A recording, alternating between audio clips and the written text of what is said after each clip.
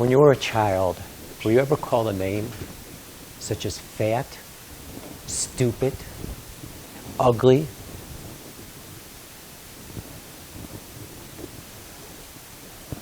How did you feel about it?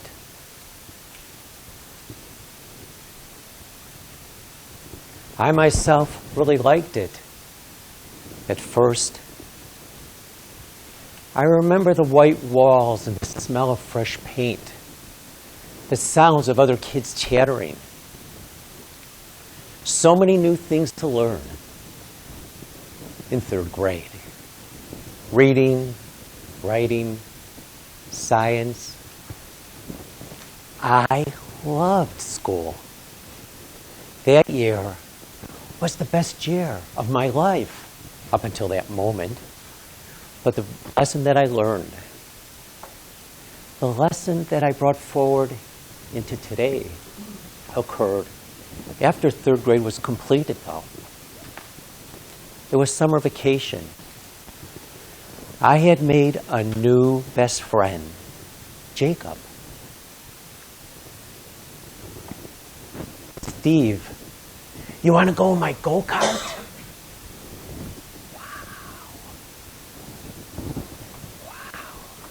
I didn't realize at that time of my life that Jacob's go-kart was really his dad's riding mower. Jacob reminded me of Augustus Gloop. You know that boy in the movie, Charlie and the Chocolate Factory? Plump, blue eyes, blonde hair.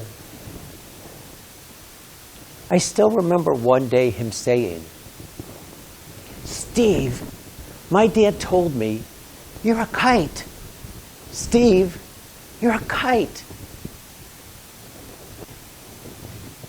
My new best friend called me a kite. Thank you, Jacob. I imagine myself just flying in the blue sky on a journey, just going higher and higher.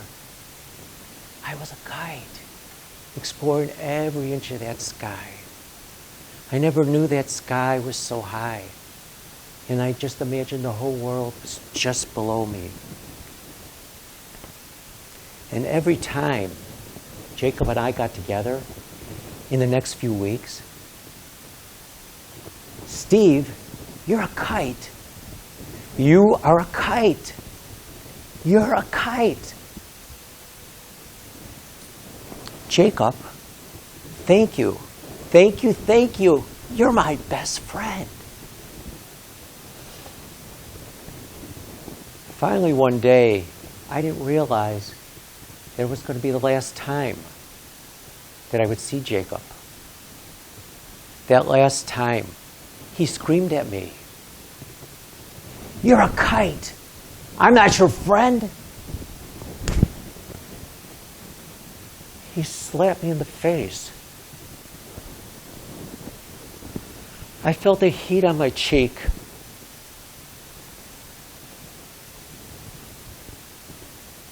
"Why don't you understand? You're a kite."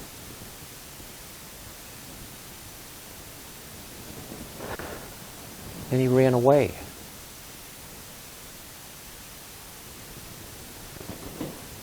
And I walked slowly home, and I cried to my dad. Jacob doesn't want to be my friend anymore. I don't know why. Today, he yelled at me that I'm a kite, and then he slaps me in the face. Stephen, I don't think he was saying you were a kite in the way that you understand the word kite. Yes, he did. Yes, he did. Stephen, he was calling you a kite, but it has a totally different meaning of what you understand. He used a condescending word to refer to a person of a specific heritage. It was supposed to make you mad, show you that you were hated. But Dad, I didn't get mad. And that's what he hated. That you took his words in as a compliment.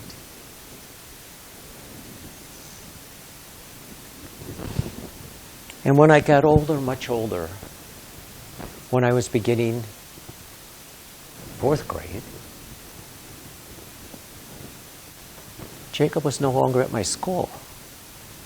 And I told the story of Jacob to my teacher, Mrs. Hirsch. She said, that really must have hurt you. Oh no, Mrs. Hirsch, my hair is green. But Stephen, your hair is not green. That's right. My father told me that when someone says something to you that's an untruth, imagine they're saying to you that your hair is green. That's why it doesn't hurt, because it's not true. My hair is not green, and I'm not a kite. Are you? As Mrs. Hirsch, she grabbed a tissue and she turned her head away from me and she looked to the back of the room. I thought I heard her start to sniffle. And she got up and she walked away.